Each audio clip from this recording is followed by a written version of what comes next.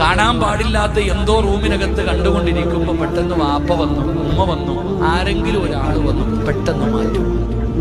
പെട്ടെന്ന് കണ്ടുകൊണ്ടിരിക്കുന്നത് മാറ്റും. എന്തുകൊണ്ട് ഞാൻ ചിന്തിക്കുന്നത്, നമ്മൾ ചിന്തിക്കേണ്ട ഒരു കാര്യം, നിന്റെ വീടിന്റെ റൂമിനകത്തേക്ക് അല്ലെങ്കിൽ നിന്റെ വീട്ടിലേക്ക് ഒരാൾ കയറി വന്നപ്പോ നീ കണ്ടുകൊണ്ടിരുന്ന ഒരു തെറ്റു പേടിച്ച് നീ മാറ്റി. എടാ ചങ്ങാതി, ആ വന്ന മനുഷ്യനെ നിനക്ക് ഭയമുണ്ട്. ആ മനുഷ്യന് കൊടുത്ത വില പോലും അള്ളാഹിക്ക് നീ കൊടുത്തില്ലല്ലോ. ഞാൻ റൂമിനകത്തിരുന്ന് കാണുമ്പോ അല്ല കാണുന്നുണ്ടല്ലോ, നിനക്ക് അവനെ പേടിയുണ്ട്, അള്ളാനെ പേടിയില്ല.